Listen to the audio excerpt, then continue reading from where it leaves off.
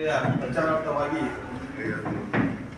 ಇವತ್ತು ಹುಕ್ಕೇರಿಗೆ ಆಗಮಿಸಿದಂಥ ರಾಜ್ಯದ ಎಲ್ಲ ದಲಿತ ಶೋಷಿತ ನಾಯಕರುಗಳು ಇವತ್ತು ಹುಕ್ಕೇರಿಗೆ ಆಗಮಿಸಿದ್ದಾರೆ. ಇದರ ಉದ್ದೇಶ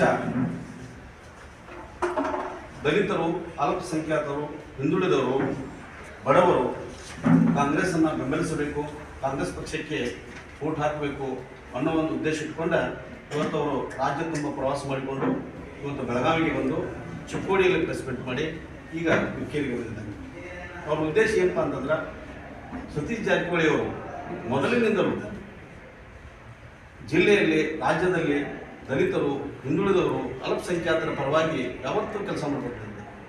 ಅಲ್ಲದೆ ಡಾಕ್ಟರ್ ಬಾಬಾ ಸಾಹೇಬ್ ಅಂಬೇಡ್ಕರ್ ಅವರು ರಾಜ್ಯ ತುಂಬ ಪರಿಚಿತರಾಗಬೇಕು, ಎಲ್ಲರಿಗೂ ಮನೆ ಮನೆಗೂ ಡಾಕ್ಟರ್ ಬಾಬಾ ಸಾಹೇಬರ ವಿಷಯ ಮುಟ್ಟಬೇಕು ಅನ್ನುವಂಥ ನಿಟ್ಟಿನಲ್ಲಿ ಸತೀಶ್ ಜಾರಕಿಹೊಳಿ ಅವರ ಕೆಲಸ ಬಹಳ ದೊಡ್ಡದಿದೆ. ಆ ಒಂದು ಕೆಲಸವನ್ನು ಕಂಡು ಭಾಳಷ್ಟು ಜನ ಮೇಲ್ವರ್ಗದವರು ಅವರನ್ನು ರಾಜಕೀಯವಾಗಿ ಅಥವಾ ಅವರನ್ನು ಸಾಮಾಜಿಕವಾಗಿ ತುಳಿಬೇಕು ಅನ್ನೋ ಹುನ್ನಾಟಿಕೊಂಡಿದ್ದಾರೆ. ಈ ಉದ್ದೇಶಕ್ಕಾಗಿ ನಾವೆಲ್ಲರೂ ಅವರ ಬೆನ್ನೆಲುಬಾಗಿ ನಿಲ್ಲಬೇಕಾದದ್ದು ಈಗ ಭಾಳಷ್ಟು ಗಟ್ಟಿ ನಿಲುವನ್ನು ನಾವು ತೆಗೆದುಕೊಳ್ಬೇಕಾಗಿತ್ತು. ದಲಿತರು ನಾವೆಲ್ಲರೂ ಗಟ್ಟಿರ್ತೀವಿ, ನಮಗೊಬ್ಬರು ಯಾರೇ ನಾಯಕರು ಗಟ್ಟಿ ಬೇಕು.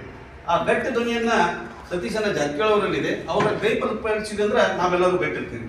ಆ ಒಂದು ಉದ್ದೇಶ ಇಟ್ಕೊಂಡ ರಾಜ್ಯದ ನಾಯಕರೆಲ್ಲರೂ ಇವತ್ತು ಇಲ್ಲಿ ಬಂದಿದ್ದಾರೆ. ಅವರು ಬಂದಂಥ ಈ ಸಂದರ್ಭದಲ್ಲಿ ನಮ್ಮ ತಾಲೂಕಿನ ವತಿಯಿಂದ ನಾವೆಲ್ಲರೂ ನಮಗೆ ಮಾತು ಕೊಡ್ತೀವಿ.